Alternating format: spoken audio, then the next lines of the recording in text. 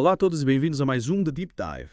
Hoje vamos mergulhar, e bem fundo, nas águas, digamos, turbulentas da política de Vitória da Conquista. Ah, Vitória da Conquista. Parece que a política por lá anda agitada, hein? O que está acontecendo? Pois é, a prefeita Sheila Lemos foi reeleita, mas a situação é que a elegibilidade dela está sendo questionada na justiça. Caramba, uma reeleição com suspense. Isso aí. E a gente vai tentar entender tudinho com base num artigo que detalha esse imbróglio todo para descobrir se a prefeita vai poder ou não continuar no cargo. Que intriga! E qual é o problema, afinal? A questão central envolve a mãe de Sheila, Irma Lemos, que em 2020 assumiu a prefeitura após o falecimento do então prefeito Herzing Guzmão. Entendi.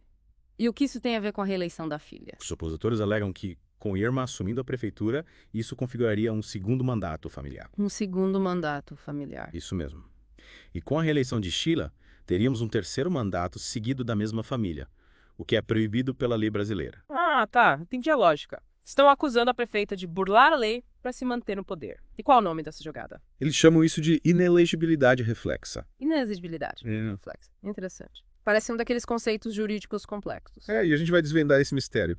Mas antes, queria saber sua opinião sobre essa tal inelegibilidade reflexa. O que acha da importância disso para a democracia? Bem, a inelegibilidade reflexa, pelo que entendi, é um mecanismo para evitar que famílias se perpetuem no poder, né?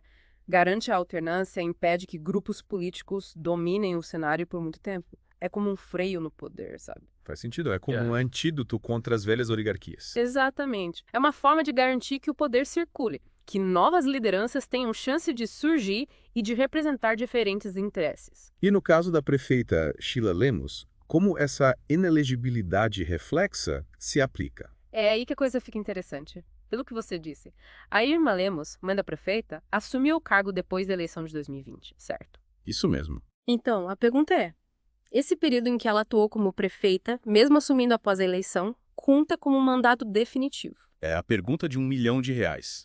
E um dos opositores, Valdenor Pereira, acha que sim. Ele argumenta que, mesmo assumindo depois da eleição, o período em que Irma Lemos foi prefeita caracteriza um mandato completo. Então, a defesa de Valdenor está se baseando nessa interpretação específica da lei para sustentar a tese da inelegibilidade da Sheila. Exatamente. Parece que essa disputa vai depender muito da interpretação da lei, né? Sem dúvida. E a gente vai se aprofundar nisso no nosso mergulho de hoje para entender como essa interpretação pode influenciar o futuro político de Vitória da Conquista. Parece que temos um caso bem complexo em mãos. E para você que está nos acompanhando, fica a pergunta. Será que a Justiça vai considerar o período em que Irma Lemos atuou como prefeito um mandato completo? Ou será que a Sheila vai conseguir se livrar dessa acusação de inelegibilidade reflexa? É o que vamos descobrir. E para começar a entender melhor esse caso, precisamos analisar a fundo os argumentos da defesa de Sheila Lemos. O que eles têm a dizer sobre essa acusação? Bom, a defesa de Sheila tem um trunfo importante: o parecer da Procuradoria-Geral Eleitoral. Bom, a defesa de Sheila tem um trunfo importante: o parecer da Procuradoria-Geral Eleitoral, que, para surpresa de muitos, se manifestou a favor dela. É mesmo. E qual é a base para essa posição da Procuradoria? Eles argumentam, basicamente, que a Irma Lemos assumiu o cargo depois da eleição de 2020, ou seja, não teve nenhuma influência no processo eleitoral daquele ano. Interessante.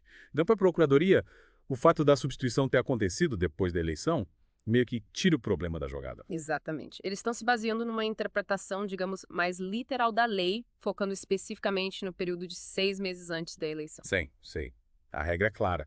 Se a substituição aconteceu fora desse período, não tem problema. É por aí. E a defesa da Sheila, obviamente, está usando esse parecer como um escudo. Eles alegam que a análise da oposição é, simplista demais, ignorando as particularidades da situação. Uma jogada de mestre, hein? Usando a própria lei a seu favor. É um jogo de xadrez, né? Cada lado movendo suas peças, buscando argumentos para ganhar vantagem. De um lado, a defesa tentando desconstruir essa narrativa de perpetuação da família no poder, e do outro, a oposição se agarrando à letra fria da lei para sustentar a acusação. E a gente aqui tentando entender as nuances desse caso para lá de intrigante. Pois é, e com esse parecer da Procuradoria-Geral Eleitoral a favor da prefeita, a disputa fica ainda mais acirrada. Na sua opinião, o que podemos esperar? Difícil prever, né? Afinal, a justiça tem lá seus mistérios. Mas uma coisa é certa: a decisão final sobre a elegibilidade da Sheila Lemos está nas mãos do Tribunal Superior Eleitoral, o famoso TSE. O TSE é o árbitro final nessas disputas eleitorais.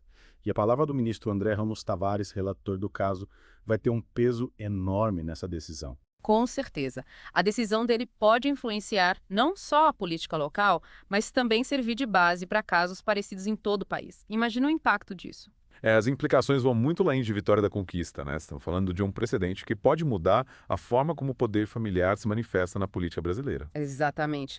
E esse caso nos faz pensar. Qual é o limite da influência familiar na política? Será que a tradição familiar deve ter tanto peso na escolha dos nossos representantes? Perguntas complexas que merecem um debate amplo com participação de toda a sociedade. É isso aí.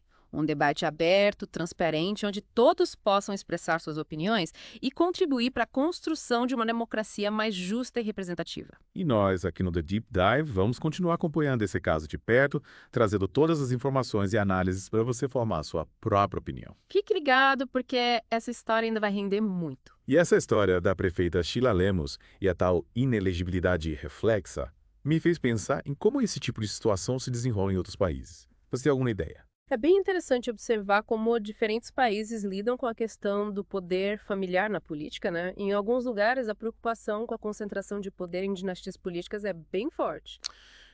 Já ouvi falar de países que têm leis para limitar o número de mandatos consecutivos que uma mesma família pode ter, tipo para evitar que vire um feudo, né? Exatamente. Esses limites de mandato familiar são uma forma de garantir a renovação do cenário político, abrir espaço para novas lideranças e ideias. Mas imagino que nem todos os países tenham leis tão rigorosas assim, né? Com certeza. Alguns países preferem mecanismos mais flexíveis, confiando na capacidade do eleitorado de escolher seus representantes, independentemente dos laços familiares. No fim das contas, cada país precisa encontrar um modelo que se ajuste à sua cultura política e às suas necessidades. O importante é que a sociedade esteja atenta a essas questões e participe do debate sobre como garantir uma democracia mais justa e representativa. Concordo.